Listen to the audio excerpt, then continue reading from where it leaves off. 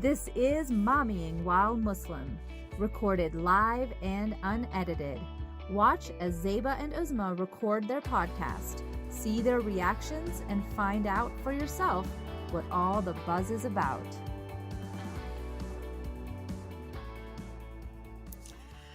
Assalamu alaikum, everyone. Welcome to another episode of Momming While Muslim. This is Uzma Jaffrey, and you'll notice that Zeba Hassan is missing today. She had a medical procedure that could not be postponed anymore, so let's please make dua that her results will come up positive and she gets a clean bill of health. Ameen. Today, providing our regularly scheduled updates is Ikhlas Salim, who has graciously agreed to join us today. Assalamu alaikum, Ikhlas. Tell us about your week. Alaikum salam. Thanks for having me on here. I'm happy to be here today.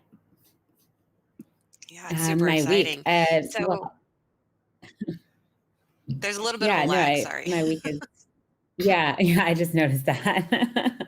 My week has, alhamdulillah, been well so far. I mean, it's only Monday, so just inshallah praying for the best. It's been a challenge. Sorry, my cat has now decided to join the show. Oh, that's a cat. I thought it was the baby. Yeah. No. But yeah, it's been challenging having the baby home while working, but alhamdulillah, it's nice to be able to spend more time with him. So try to look at the bright side. Yeah. Alhamdulillah. I think about all the moms like you and remind me how old your newborn is, your infant? He's almost 11 months. Mashallah. Oh, so he's almost a toddler. Wow. Still a Yeah. nugget, but I think of these little people with these moms who are, you're stuck at home and you've been stuck at home for a long time with them. But I remember my time, which wasn't that long ago, but it was move, go all the time. So I kind of am glad, and I know you might want to throw a shoe at me, but I'm kind of glad that y'all have this opportunity to have these last, 2, 3 months of just nothing.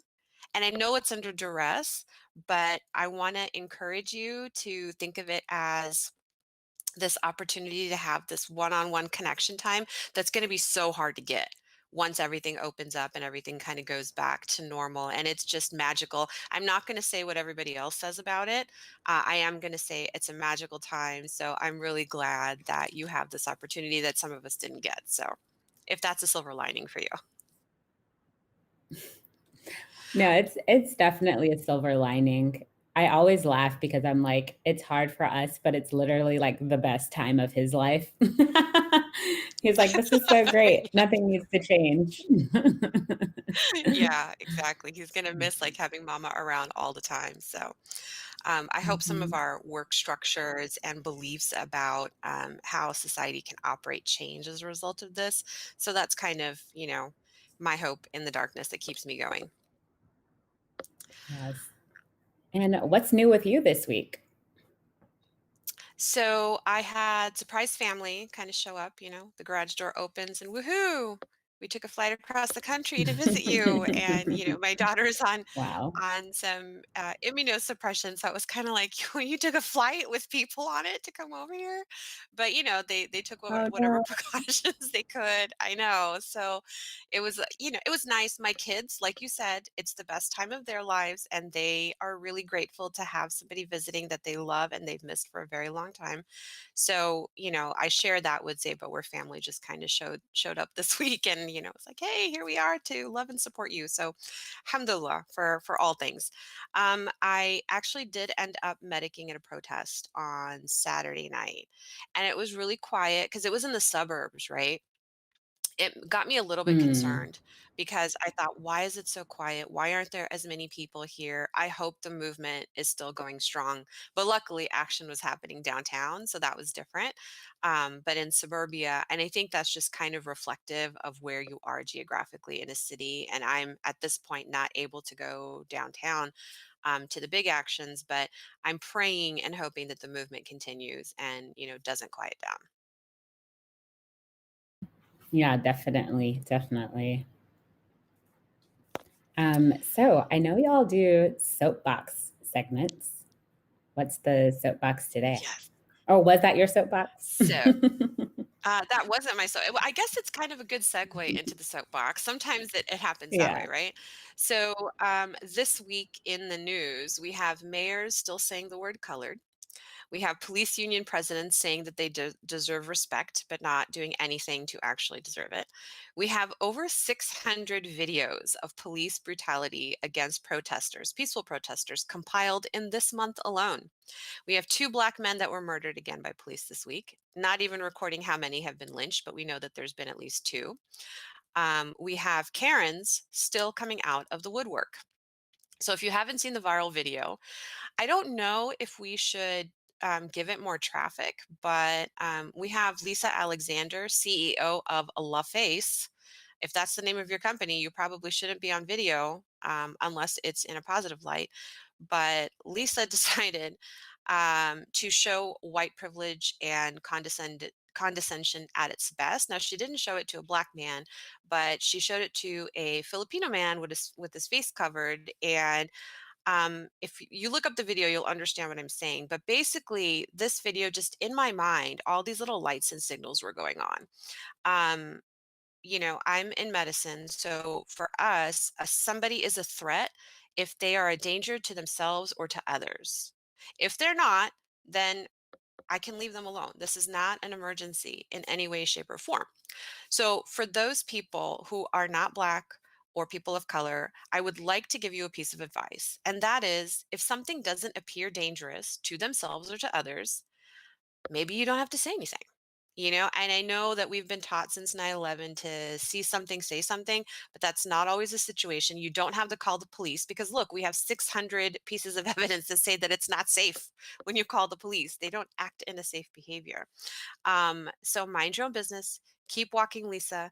If some of us who don't have any kind of authority or experience could just shut our mouths, that's the way that we can contribute to the movement, I believe. If we're not able to actually engage directly, maybe even our silence is a contribution. And I think that that's important. There's a whole subset of us that have nothing more to offer than that, but I would wager to say that that is actually very significant. So, on that note, I am joined today, as you can see, by one of the co hosts of Identity Politics podcast, Ikhlas Salim, and she was kind enough to come on today, pick up for Zeba. I so appreciate that. And like us, she and her co host record in different time zones, and they are able to connect on the podcast and support their friendship in real life, just like Zeba and I. So, we thought, hey, this is like a great team to bring on here. And Ikhlas, who is a mother herself, is able to represent for us. So she is a writer, storyteller, digital media strategist, and director of digital content for Brightbeam, which is a communications nonprofit that focuses on improving public education. Yay, public education. Her work has been featured in BuzzFeed and The Atlantic, and she was named one of 18 Muslim women to watch in 2018 by Muslim Girl. Like she shared with us earlier, she's a new mom and a guest today, continuing our series on Muslim American identity. Welcome, Ikhlas, to Mommyingwhilemuslim. Thanks so much for having me. I'm really happy to be here today. Yeah, we are too. We're so excited because when we ran across Identity Politics podcast and we were putting together this month, this series, we thought, who better than to get on Identity Politics? They talk about this all the time. So tell us a little bit about your mom's story and then about the podcast in whatever order you want, because I know one came after the other. So. Yeah. um, I guess for I'll just start with the show, maybe. Okay. So, Identity Politics was created back in 2016. I think the first episode was sometime in January 2016. And at the time, I believe I was still unemployed. I just got laid off a job. I was unemployed and I wanted to be able to build a new skill set, like around digital skills. But more importantly, I wanted to engage in work of telling the stories of my family, my friends, highlighting perspectives of specifically Black Muslims in this country that often went untold.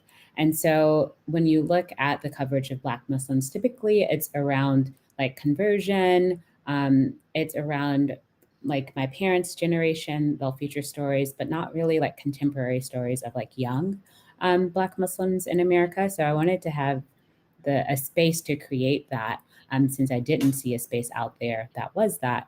And so I thought a good way to do that originally was through blogging, but it was very hard to get people to write. And so I realized that I needed to switch to audio format. And so I launched the podcast. And for a while, I wasn't sure if I was going to do it, but my now husband sent me a calendar invite one day and was like, this is the date that you're just going to launch the show and you're just going to do it. And it's not going to be perfect and that's okay, but you just need to start somewhere and get it out there. And so alhamdulillah, now we've been going for 4 years and we have like over 50 episodes and we've had the opportunity to interview some amazing guests, gathering their perspectives, their experiences, and exploring different topics along friendships, relationships. Actually, a lot of our conversation has been around friendship and relationships, as you've been interesting. And the show has like really followed me and my co-host Mecca journeying through our lives. And now we've like entered our 30s. And so just seeing how the conversation has changed since when we started. And so that is the show. Yeah. What I And love about that is you saw an absence of something and you decided, okay, it doesn't exist, so I'm going to create it. And I yeah. love that kind of initiative and that let me just if it's not there, I will build it and they will come.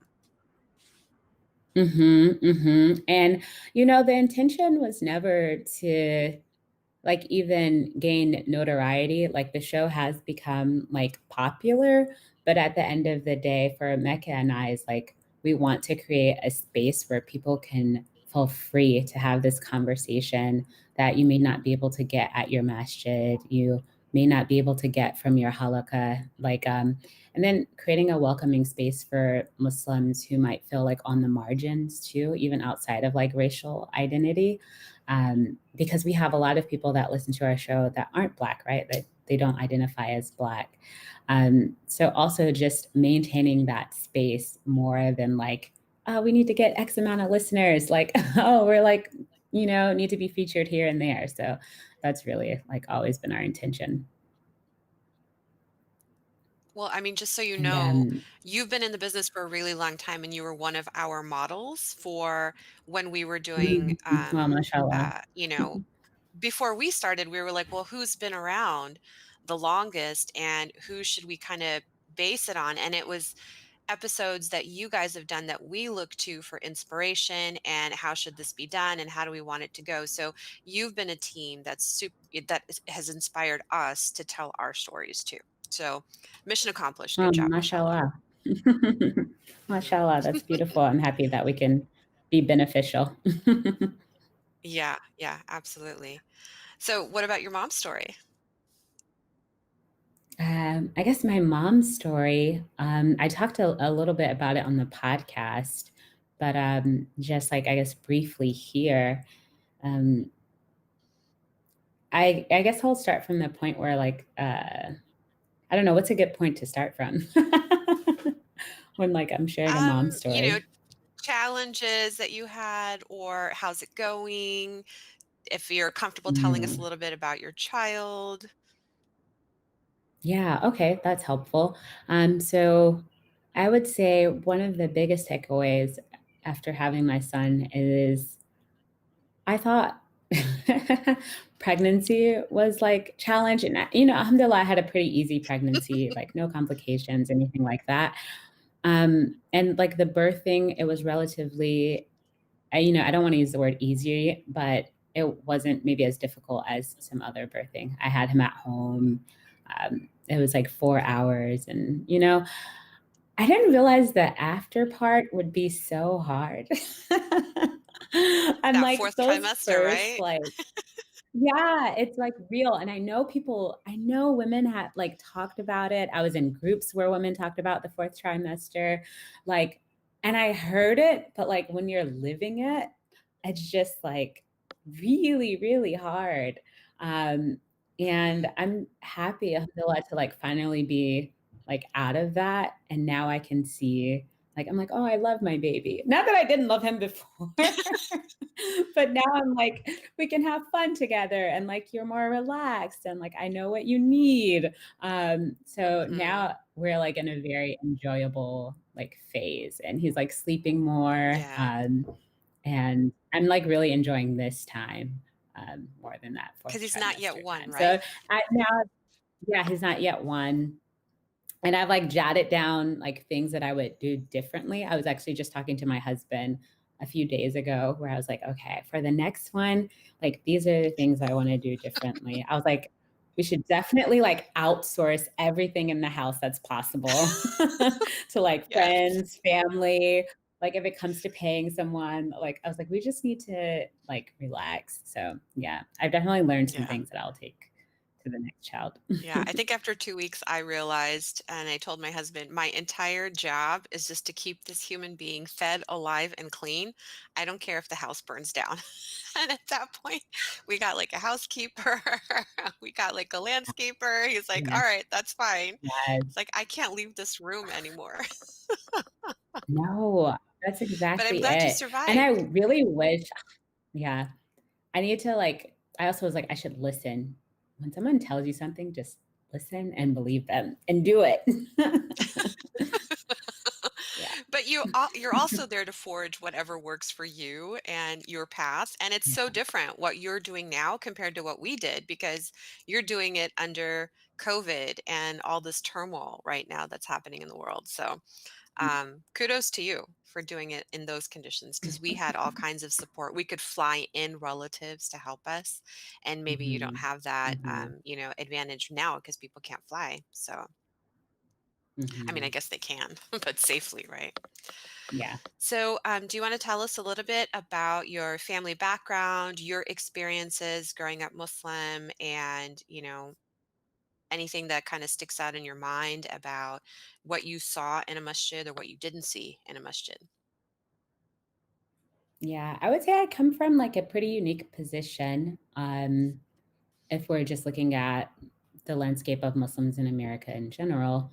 Um, and I talk a lot about this in, I guess, the beginning episodes of Identity Politics, actually. The first interview I did was with my mom, and she just talked about her experience becoming Muslim and the environment that existed there. And then we kind of had a generational conversation about, for her, she was emerging into a new space where she was making the decision to become Muslim in a family that was like not Muslim, an environment, right, that was not Muslim. And so just having to take this stance at the risk of, being isolated from her family and things like that. And alhamdulillah, my grandmother, may Allah have mercy on her. Initially, she was like, what? No, like, what are you talking about?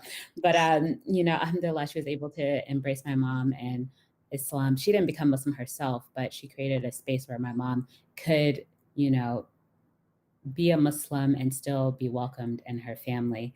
And then in comparison to me, I, was alhamdulillah born Muslim to two Muslim parents.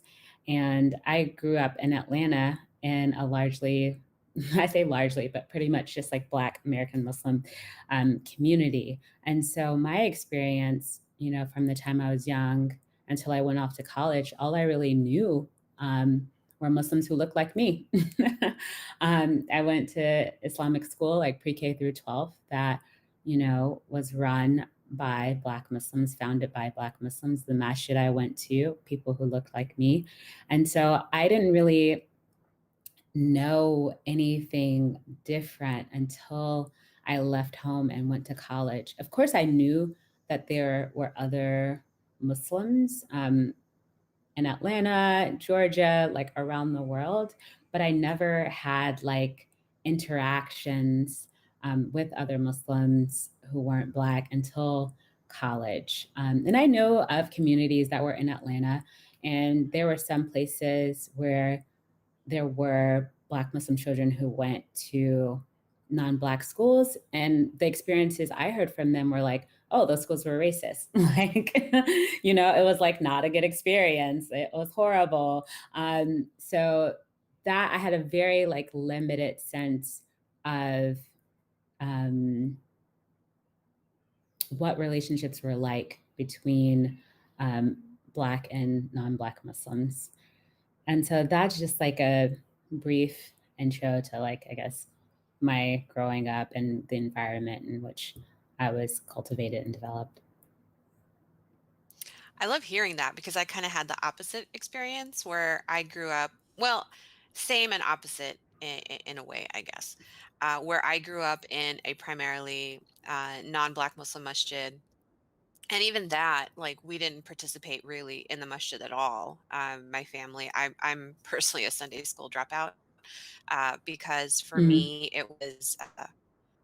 uh, it was more important to play volleyball. And our Sunday school was on Saturday. Actually, it was a Saturday school. So our volleyball tournaments were on Saturday. So I dropped out and mhm, didn't understand anything that was going on because when you take South Asians whose second language is English and their culture is a completely different culture, and then they're brought into the classroom to teach these very American children these very esoteric texts, the attention span of the kids is very low after a certain point, and mhm, I officially dropped out, I think, in 7th grade, so, yeah, I was done with Saturday mhm. school at that point.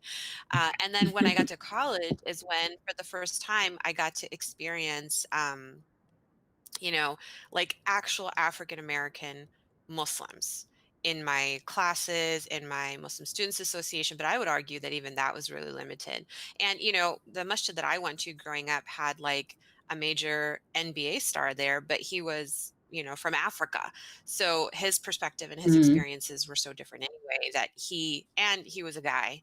So he was playing basketball with the mhm, boys. He wasn't educating us girls on what his experiences were like. So, um, it wasn't until college until I experienced it, and I remember being 20 years old, and we, created, like, a lock-in at the masjid for sisters only, and for the first time, it was, like, a really big contingency of African American Muslims there, and for the first time, one of the moms was talking to the other moms because it was a Q&A, and she opened up about how, you know, I think the question came up like, why, how do we get people to participate more in the masjid activities and get women more involved?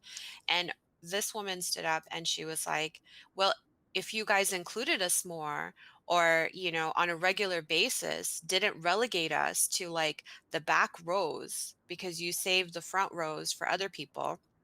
And to be honest, in the masjid that I grew up, the front rows were saved for the people who had to sit down, who I don't think any of them were Black. They were all older South Asian ladies whose knees somehow go out by the time they're 45. I'm not sure how that happens, but they're all done after menopause. We can't kneel anymore. We can't make sajda and prostrate. We have to sit on a chair.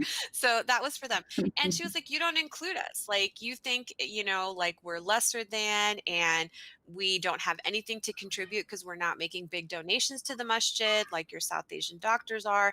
And, the message that I was getting from her and the sense that I was getting from her is that she always felt second citizened in the masjid space. And that's why she didn't feel safe coming. Ultimately, the masjid was not a safe space for Black Muslims. And I was 20 years old before I realized that. And I didn't know how to fix it. And I think it was like, obviously the South Asian auntie who heard it took took it very defensively, and there was a whole bunch of ooh, ah, and umming about it.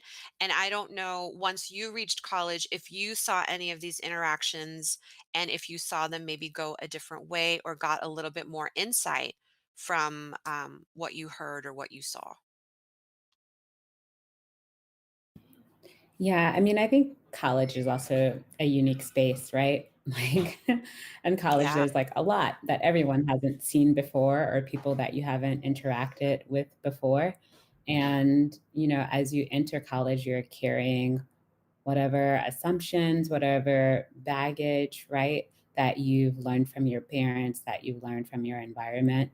And, I can speak in hindsight that I think one of the most significant things that you can bring to college with you is like an open mind, right?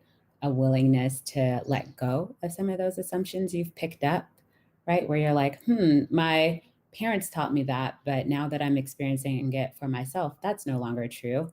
Oh, I learned this from my Sunday school teacher, but now I'm reading this. That's like no longer true, right? And so I would say my experience in college, when I first started, I wasn't really interested in joining the Muslim students group because I was like, oh, okay, like here, there's predominantly Arabs, South Asians. Like, I've learned that these people are like racist. So, like, I'm not really interested. I'm going to go ahead and join the Black students group because that's a space that I feel more comfortable in. But as I was in the Black Student Union, there, being Muslim was a large part of my identity because I went to K through 12 Islamic school, right? And I just grew up around Muslims. And so there was a part of me that wanted to like make the attempt to see like, can I feel comfortable in this space? Will I feel welcomed in this space? And it's funny because it happened when I was taking Arabic and there were other Muslims in the Arabic class, and I would like sat on one side of the room, and two of the girls sat on like the whole other side of the room. And then like every day I would just like sit on my side of the room, and those two would sit over there, and they would like laugh. And then one day they were like, "Yo, like why are you sitting over there? Like, why didn't you come sit with us? Like, assalamu alaikum, like what's up?" And then I remember just being like, "Oh, like." Honestly, like my expectation was like you wouldn't even speak to me or acknowledge, that I was Muslim, and they're both Pakistani. And so that was like just very surprising to me because everything I had been taught told me like I would not be welcomed by them. And so it was interesting to like develop this friendship with them because I'd never been friends with like anyone who isn't like Black and Muslim. And I think that both of us were like making an attempt to get to learn about one another, but like through a friendship, not in a false kind of way that I think that often happens, right? Like when you have like the tokenizing, um, or when you have people like holding on to these biases, but like being attached just because like you're Muslim, but like you're not actually friends. So I would say we developed a real friendship first that was like based in like trust and like love. And then that we were able to have like difficult conversations as they arose because we were like friends first. So I had that experience. But even with that said, I would say just like systematically, while I was in this situation, and there were things that came up where like we would have iftar, and I'm like, so like iftar isn't like based on like South Asian food or like Arab food. Like, why are we having this every Yeah. night? Like that's an issue. So like things like that. So I would say like you can have friendships that like do explore identity in a way that like needs to happen. But I think systematically, like just even thinking about university wise, like during my time there, we had like rotations of chaplains and like they weren't Black. Not saying that they like needed to be, but in the history that I knew of, there weren't ever any Black women chaplains. I mean, I went to Wellesley, so at all women's college, that's what I'm saying, any Black women chaplains. Um, and then just like the dominancy, like one year I ran for vice president because I just felt like there needed to be like a Black presence on that board. Not even necessarily that I wanted to, but like I just like had Yeah. been run by like Somebody's everyone got to South do it. Asian. Yeah. So I think systematically, what I had been taught, there was truth to that, that like deep racism exists within these communities. But in the personal relationships that I had developed, I was able to have a conversation about the underlying like anti-Blackness, that was there. So yeah, that's what I'll say about college. Yeah. Um, what I really appreciate here is that you had this you had this feeling, this sense going in that non-Black Muslims were racist toward Black Muslims. And I know that I had this sense going into college that no, we're not, but then we looked around and we Mhm. saw that there was not adequate diversity, there was not adequate representation. And the second point that I find interesting that you said is that, when it comes to all the things that we can I don't want to say divide along, but identify with, whether it's our race or ethnicity or, our national heritage or religion, our gender, you felt more comfortable identifying as a Black woman than as a Black Muslim woman because there wasn't a safe space for that triad of the Black Muslim woman where your identities, where you have that intersectional identity, but it was at the Black woman because you felt more accepted there. And I'm happy that you found that space, but I'm also saddened that you didn't find a safe space until that Arabic classroom. Yeah, and I will say And I too, feel not like, that I myself didn't feel comfortable. I would say it wasn't that I didn't feel comfortable identifying as a Black Muslim woman, because I did in the Black Student Union I was in. It was just like I didn't want to be part of your Muslim organization initially because it didn't feel like a space where I would feel welcomed. right. But as you said, it's through relationships and these personal relationships that you found that Mhm. you could see a way. Could you see a way that institutionally things could be changed other than running for leadership at your school? Did you see a way to change what the MSA looked like? Um, it's hard because institutionally, I don't think I expect a university to solve problems that exist outside of the university. You know what I mean? Like that. Hmm. I mean, I never thought about it really that much until now, but those exist like outside of the university. I think, and largely the MSA was mostly like student run. Like we had a chaplain, but it was very like mostly student run. Hmm. I think what was welcoming, like small things, if I guess if you're thinking about MSA level, when I joined the Black Students Union, it was a more of like seeking first year students out. And so it felt very welcoming because there were people who were in the Black Student Union who like lived in my dorm. And like the older students would come to me and say, like, how are you doing? How's the first week going? Like, what do you need support with? Like, has anyone shown you this? It wasn't even like, hey, let's talk about like Black things on campus. It was just like, hey, how are you? Like, how are you doing as a first year? And so coming to me with that, like it would have been nice if that was something like the MSA also implemented. Like, hey, you're new here. How's it going? Have you found out where to pray yet? Or like what Hmm. support do you need? So something like that. And I think it's challenging, right? Because you don't always know, like just because you have like a Muslim name, you don't know if that person like actually is like trying to join your MSA, like if that's like what they're really trying to do. So I think it's complicated, but I do think that measures like that for someone who is interested in joining, it makes you feel welcomed in that space. Yeah. I think our college experience and our generation was complicated by the fact that 9/11 happened smack dab in the middle of it. So then when Mhm. new people were trying to join MSA, it was kind of like, are you plants? Like, are you CIA plants? Like, because not everybody Mhm. has a Muslim sounding name, So you don't Mhm. know, and you can't reject somebody. If they say they're Muslim, they must be. So Mhm. it just, and then keeping an Right. eye on them was difficult. But I don't think that's the situation now. I hope, because I'm so far out of that, you know, for better or for worse, I'm not of that age or of that generation anymore. And I hope that it's different now and that it's more inclusive. I know our particular MSA did do like freshman orientations, and we would show the incoming freshmen, or first years, like the secret bathrooms where you can make wudu and have your foot in the sink and nobody's going to bug you when you're doing your ablution, or where's a nice hallway to pray in the library. Like we had like a couple of hallways we would pray in if you couldn't make it back to the religion center to pray, so things like that. But again, I don't remember ever orienting black muslim incoming black muslim students, and I don't know why that is, but you're making me think that maybe it was because there is this inherent suspicion of non-black muslims having an undercurrent of racism, and maybe sadly that still exists. Yeah. And it's tough because I'm like, it's a suspicion that's like often true.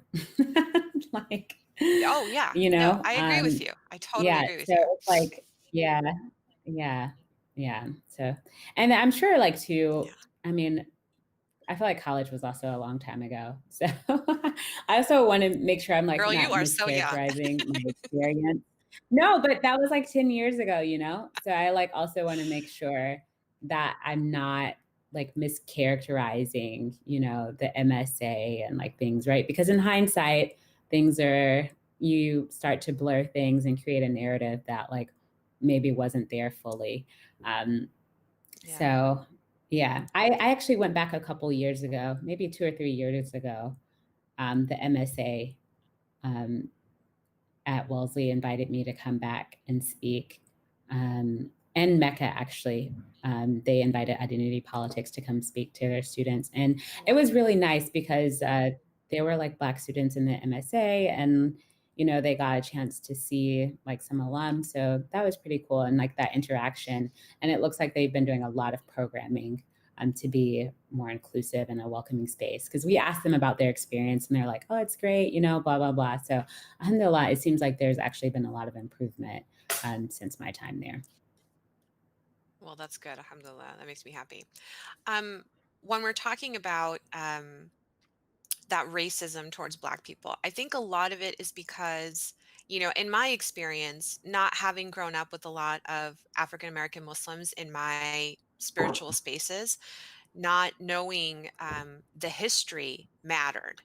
And it wasn't until I was a mom of three children, three kids. So I didn't start having kids until I was 29. So by my third kid is when I finally learned um, African American history because, of course, I grew up in Texas, so you don't learn anything outside of slavery and the Civil War. Like that's it, and it's like very short blurbs. There's a lot of erasure that happens in our textbooks, Black erasure. I'm talking about, and I feel like that erasure of Black history and Black people. Continues in our spiritual spaces, and if our immigrant communities were only privy to, knowing something simple, like 20% of Africans who were brought here during the slave trade were Muslim, you know, if they knew that, then they would realize how inappropriate it is to ask a Black Muslim who identifies as a Black Muslim, oh, when did you convert? Because there's this whole belief, and I think this is where some of that racism comes from, or is what is considered to be racism because people will ask like, when did you convert? Oh, well, I've been Muslim my whole entire life and so has my family. What are you talking about? Like, there were Muslims here in the 20s, 1920s and 30s, and they were Black. So what also sparked my interest in pursuing talking to you, Ikhlas, was going on an interfaith online forum. It was a Facebook group, and this woman was quoting Pew Research Center statistics on the ethnic makeup and the racial makeup of Muslims in America. And, Black Muslims were not even mentioned. And so I was like, wait a minute, like a good 30% of US Muslims are Black, and she was arguing about it and it just got really ugly. And at some point I was like, oh, well, you sound like a product of white colonialism, because she's South Asian. And I was like, you sound like what products of white colonialism say, where they just erase Black people from our history, from our statistics, and we deserve to be counted.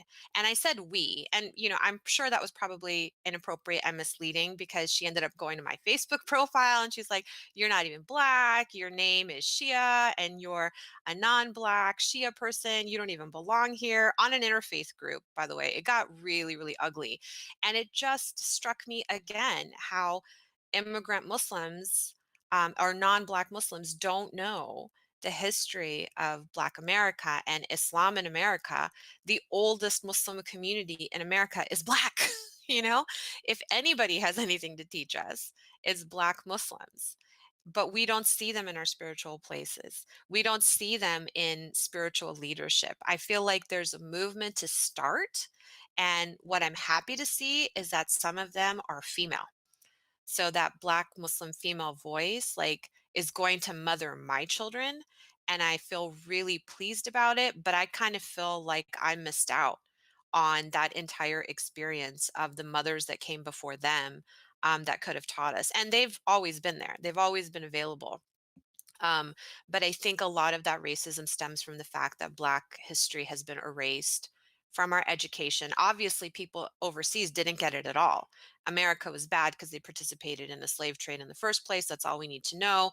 But now they've criminalized these people, institutionalized all these people, and there's no going back except for the ones that happen to convert. And it's like, no, you don't realize there's generations of Black Muslims that have been here before us and that have taught us how to perform civil disobedience, how to protest, how to make change, all the community and social programs that non-Black Muslims benefit from were established by Black protest movement.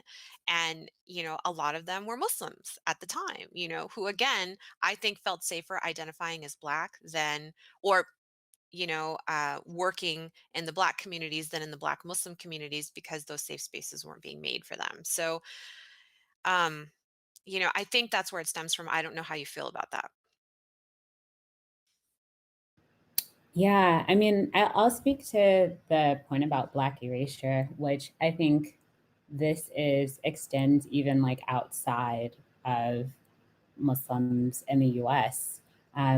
Because even I think to start at, African American Muslims, I personally don't like the term African American because that's not what my ancestors called themselves, African American. They also didn't refer to themselves as Black. A term I call those like slave chattel brands. And I know not all Black people in this country will agree with that. People can choose to identify how they will. But I say that because our history begins, you know, as Black people in this country, a lot of us are of Moorish ancestry, and that predates, to when we came to the US. And so I think that there's been a Black erasure starting honestly from the time of the Prophet Sallallahu Alaihi Wasallam and his Sahaba, when we just like look at Muslim history, like, Imam Ali alayhi salam, he was, described as being a black skinned man. But, people don't like to talk about that. There are Sahaba who are Black. And so, I won't have this conversation on your show because I don't want to start up something controversial. But if you're looking at the Sahaba who are Feel free to described do as that. Black, Imam Ali, Imam Ali described as dark skinned Black, and he's the cousin of the Prophet Sallallahu Alaihi Wasallam, then what does that make the Prophet Sallallahu Alaihi Wasallam? And so, a lot of people won't want to say that he was, Black. And so I think you really have to start at Black erasure there when we're looking at the Ummah. And a lot of people will like to say, they would follow the Prophet Sallallahu Alaihi Wasallam, the Sahaba, but like, would you really today? If you don't want your Imam in your masjid to be a Black Imam, or if you are like, okay, let me get this Black Imam, but I'm going to tell him what he can and cannot say, would you really follow the Prophet Sallallahu Alaihi Wasallam? Would you really be among the Sahaba? You know? and and like if you look at the history of the Arabs, right? Like they don't look like the Arabs today who've been like Europeanized, right? Like through generations, their color has leaned more to white. And there's literature about this, the unknown Arabs, clear, definitive proof of the dark complexion of the original Arabs and the Arab origin of like the so-called African American. You can look at Dawood Walid's like centering the Black narrative, Black Muslim nobles among the early pious Muslims. In their book, they won't say that the Prophet ﷺ was Black, but they'll highlight different companions and early Muslims that were Black. So I think an important thing to realize is this Black erasure, doesn't start with Black Muslims in this country. This has been going throughout the history. And I think it's intentional. And I think it's intentionally done by Europeans, to distort the history. Because if you were to distort the history, then you don't know who are like the original people of this planet.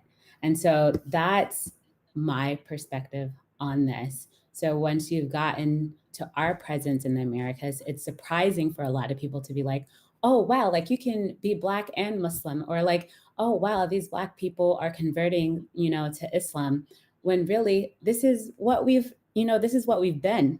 And if you think about the Mhm. definition of a Muslim as someone who just submits their will to Allah, you know, this isn't a new thing for us. We're really just returning to what we've always been that was stolen from us from the European. And so, you know, for everyone else, this is a shock. And I should say, just to humble myself here, this is history that I'm coming to learn myself now. Because, like how you said, you won't read this in the history books. You won't hear your masjids talking about it. And I don't mean just like non Black masjids. You won't even hear some Black masjids talk about this.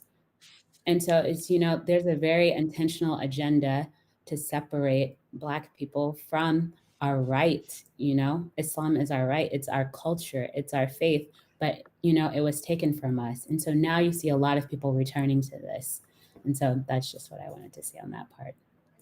Yeah. I appreciate all those points. And the one question that it generated for me was when you said you don't like either terms, African American Muslim or Black Muslim, what is your preferred? How do you prefer to be identified?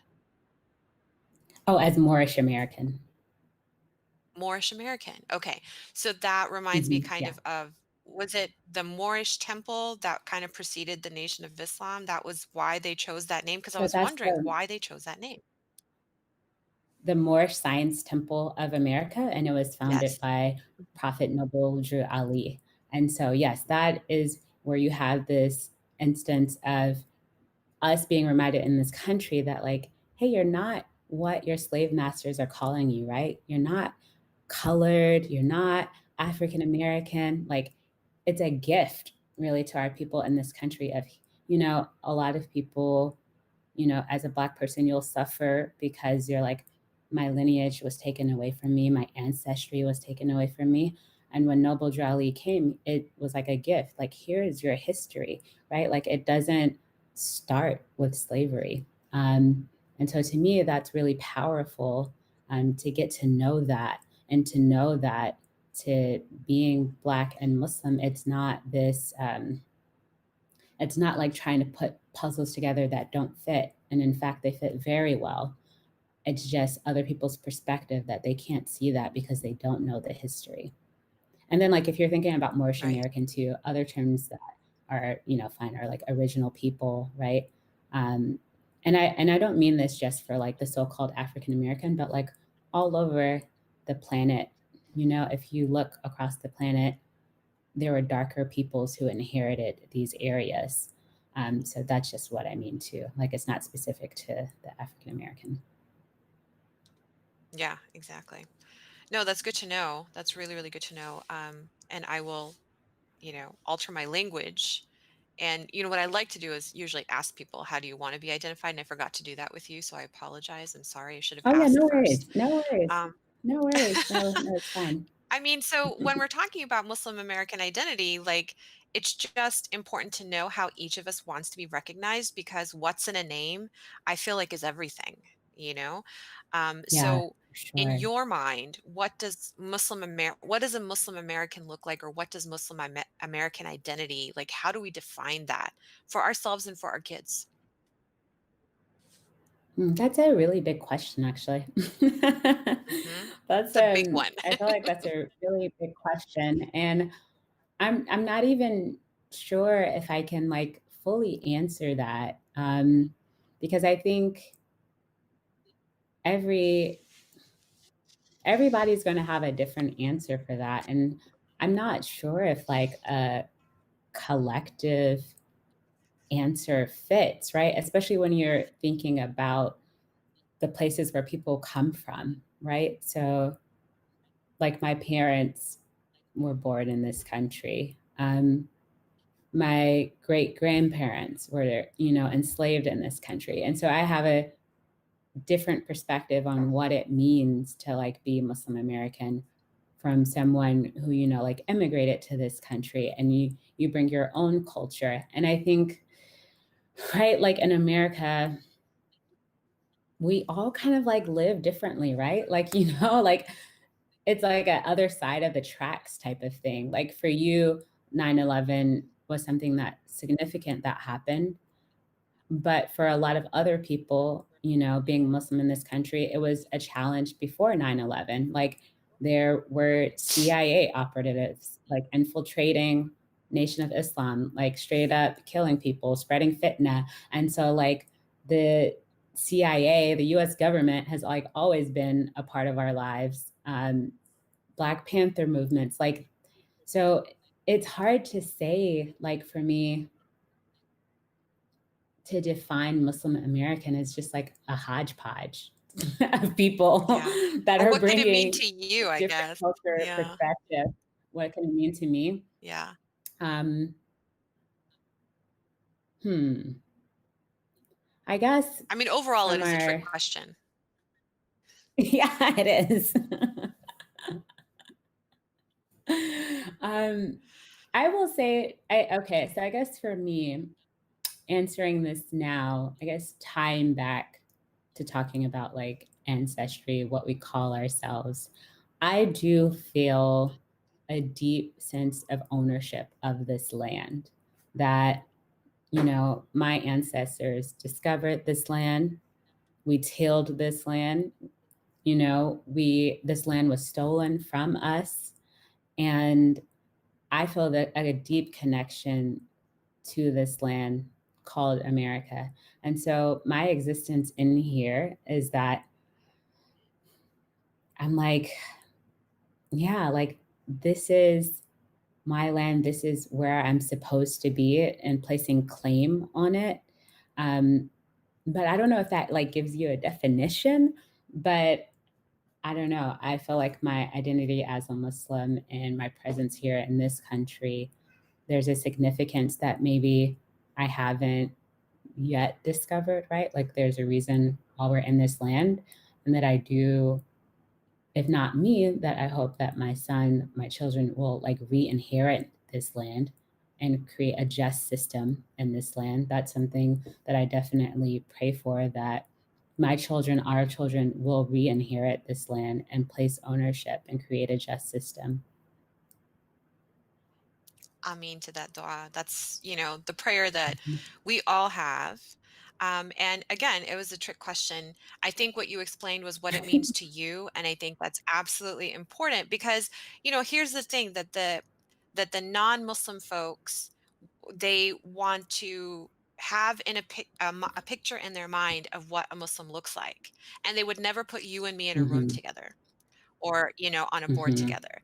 And they would never put Zeba, my co-host, and me in a room together, because mhm, they have in their minds a certain look and a certain nationality or ethnicity going on, and we don't fit those bills. I mean, maybe we do because we both wear a headscarf, and so we're both equally suspect in that way, but other than that, without our headscarves, they would never lump us together. And I, yeah, I want us to be able to not only internalize, but also to expose and very often educate. And you're in the education business, so you get this, to educate people that Islam is not a monolith, just like any other major religion um, that spans cultures and languages and nations. We are a community of nations, and so I mean, that's what our religion teaches us too. So I would like to dispel mhm, that myth that Islam is a monolith. And so we come from everywhere. But I yeah, love what you said about we belong here, my children belong here, and that we need to reclaim it. Because, and again, what you're speaking about is history that people don't know. They don't know about the African mhm, kings that came and explored and, discovered these areas and never came back. But for some reason, the art and architecture looks almost exactly alike in the Americas than it does in the mhm, West African coast. So it's just the music and mhm, all of that, and mhm, there's follow the history, learn the history, and I feel so bad in my 40s. Whoops, my computer's falling. That I didn't learn African American and women's studies because I think it would have helped me so much as a mom now when I'm trying to educate my kids on what is authentic mhm, American history, which again, like you said, is our mhm. children's history. So, as a mom, do you Mhm. feel like now that you're a mom, do you feel like any of the identifiers that you used previously have changed or have grown? Yeah, I definitely think so. I, I definitely I think that it's reinforced like a journey that I already started with my husband before we had our son, and just taking a journey. So we um, we were able, alhamdulillah, to be blessed to have a sheikh who has been able to teach us for the past few years. And it's been a very comprehensive teaching in terms of deen, dunya, and akhirah. And then also, learning more about the world around us, and who we really are before we were enslaved as a people, just like learning more about our actual history. And so that's required, like reading texts that aren't on like the unofficial like African American history like book list, which has been like very eye-opening. So I think since having a son, it's only like my um deepen my desire to know more, to learn more. And, as a mom and, as a Muslim, we will be asked about like our children. And so that is one of the ways that I think about it, is that I have like a deep responsibility to him to like know this information, to act on this information, and to be able to accurately pass it on to him. And so like a lot of the times I'm like very overwhelmed by this responsibility. But like knowing it's Mhm. important for who he is, especially as, you know, being a male in this country and needing to have that like confidence, right? Especially what we see happening right now, and what we've always seen happening, this particular target on the Black male child, right? And it just resembles like Pharaoh, right? Well, what we learn about the people of Musa alayhi salam, right? Like there was a Mhm. specific Pharaoh was specifically targeting the Black male children and like letting the women, like live. And so I think we see that very much now, and knowing that I will need to be able to support him in this way where he does feel confident, where he does feel nurtured, that he does feel very confident in his masculinity, and then also in his identity as a Muslim, as, a Black person in this country, because this is how people will see him. And so, yeah, I think it's definitely increased my desire to want to master the information that's necessary. Yeah. I don't know that I can ever master it, but I feel like you the pressure to provide it for my Yeah. non-Black children, because I know that there's no other place that they're going to get it unless it comes from me right now, or from trusted resources that I trust. And so we're going to include those links in our show notes. It's mostly the Islamic Network group that has a history of Muslims in America, which taught me about African American history as I had never learned it before at any point in my life, and the Muslim Anti-Racism Collaborative that has ongoing webinars and education. And we've been promoting here at Mommyingwhilemuslim, like people to join that group to get educated and to learn what our parents couldn't teach us, what our teachers couldn't teach us, and then going forward, how to empower ourselves and our children to make change. Because for the first time ever in my life, I've heard that comparison to Fir'aun. And that is literally what is happening. And I'm so thankful to you for pointing that out, that our sons are being targeted. And I hope by saying our, that's not offensive to you, but I think every child is my child. And I have ownership and responsibility toward every child, regardless of his color. I want to be a mom to everybody or mother them in some way, even if it means the least that I can do is bring you on and share that incredible pearl, that what's happening now is exactly what Pharaoh, the only person guaranteed to go to Jahannam, is to go to hell. That is what the institutions are right now, because they are, Absolutely. I have to continue praying for Tamar Rice every single night, because I'm like, my son is that age, my oldest right now. So Mhm. I I can't even imagine, and I fear guns for entirely different reasons. But once Tamar got shot, I was like, don't you ever go out even in the front yard with your Nerf gun, even though it looks nothing like a real one. But um, Mhm, I really thank you for that Pharaoh analogy. I think that's really important for us to realize that, yes, that's who he is. That's what's going on in the White House and trickling down below. And if we don't, as Muslims, protest against that and work really with our sleeves rolled up to change that, we're just empowering for own. And if you're not against them, you're with them and you're going to drown in the sea with them. So mhm, we don't want to mhm. do that. I love Thank you that. so much I love for that sharing summary that. you just gave. No, yeah, I just wanna say I love that summary you just gave, and then also, like, I'm not offended by you saying "are" at all, like, right? Mm, Because we are right. Muslims, and you are my sister, And so Thank you. Exactly. that is what we should be binded by, right? Like our Mhm. relationship should be in Allah. And so if we're truly brothers and Exactly. sisters of one another, that's exactly how you should feel. And I should feel the same towards you.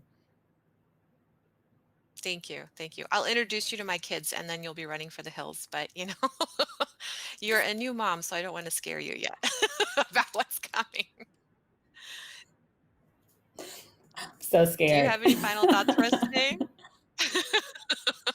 No, I mean, I was like nervous about this conversation because like it's not something that I've like talked exclusively about or like even from a perspective as a mother now. And so I want to thank you for like bringing this conversation to me. And even in this, I've like learned things from what you've said and just like has given me more food for thought. And so I'm really happy that you organized this conversation in this series that y'all have been doing. I think this is really so beneficial to the ummah and like beyond the ummah. And so I just really want to say thank you for the work that you're doing to like bring these issues to light. Jazakallah khair. And we can't wait until your new season starts. And we'll be tuning in to Identity Politics Podcast as well. We've included the link in our show notes. So we hope people tune in because, you're in education, you know that it never stops. And as Muslims, it's incumbent upon us to just keep learning and learning from each other, establishing these relationships, even if they're audio relationships, even if they're virtual relationships, they matter, they're important, and we have to continue to do that work. It's the very least we can do. Mhm. Yes, definitely. I'm looking forward to sharing this out to our Jazak- network. awesome. Jazakallah khair so much for joining us today and for your time. We so appreciate it. Assalamu alaikum, everyone. Thank you. Ikhlas Salim. Thank you.